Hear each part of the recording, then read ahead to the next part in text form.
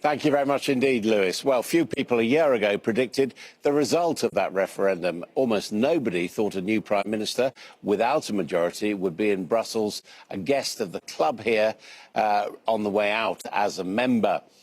So let's take you back to the tumultuous events of a year ago. Joining me from Westminster is Paul Goldsmith. He is the author of a new book out today, How to Lose a Referendum, the definitive story of why Britain voted for Brexit, or I should say the co-author with Sky News' own Jason Farrell. Mr. Goldsmith, thank you very much indeed for joining us. Your book takes a historical perspective of Britain's relationships with continental Europe. Given that perspective, are you surprised that we've ended up where we've ended up, seemingly on the way out of a closer union? I'm not at all surprised. Jason and I decided to write the book on the way down to take our daughters to Peppa Pig Land, and we were having a debate about whether I felt that it was going to be a leave vote, whatever happened. Jason thought the campaign was much more influential.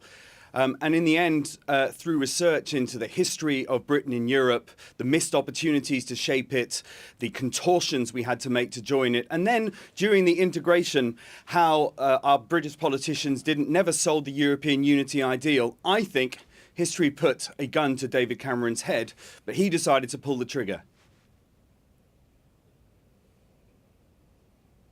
I mean, what is our problem with the European Union? All the others, the French, the Germans, the Spanish, the Belgians and the rest, seem to be in favour of cooperating on some type of political and economic project. Why don't we want to do that in Britain? It's a really important question, and it's because one of the reasons because we won the Second World War. And the price of victory is that we never really had to think about our constitutional arrangements and the way we operated economically. So to give you an example, in 1950, when the European Coal and Steel Community was created, Robert Schuman, the French foreign minister, in the declaration that created it, said that this community would make war between France and Germany materially impossible. And bear in mind that most Frenchmen, every generation, had been invaded by Germany. By 1984, 40 years later, President Mitterrand of France and Helmut Kohl of Germany were holding hands at a ceremony to commemorate the Verdun battle in 1914, holding hands. And Margaret Thatcher never quite understood it. It's because the peace that was achieved was so important to the continent. And then if you fast forward again, 2004, and the integration of Eastern European countries, we've seen what happens when a controlling state, such as the USSR was, breaks down by the chaos in Syria and Iraq and places like that. But what the European Union offered to these Eastern European countries as a democratic role model, and also trade as well, that helped them rebuild in a way that wasn't chaotic at all. And we've never quite understood why. I mean, perhaps there wasn't so much. Sorry.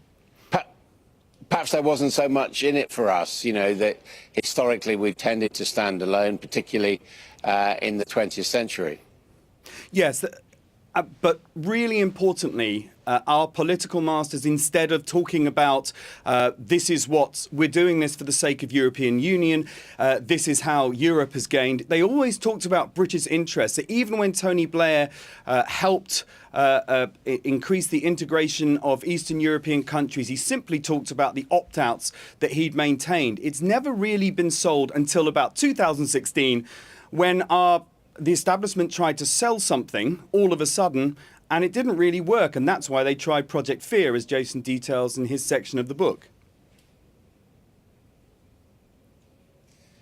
But there's another way of looking at it, isn't there? That, you know, going back in history to the Romans, to Napoleon, to Hitler, many in Britain may feel that there's always been this attempt to build an empire controlled from continental Europe, subjugating the UK.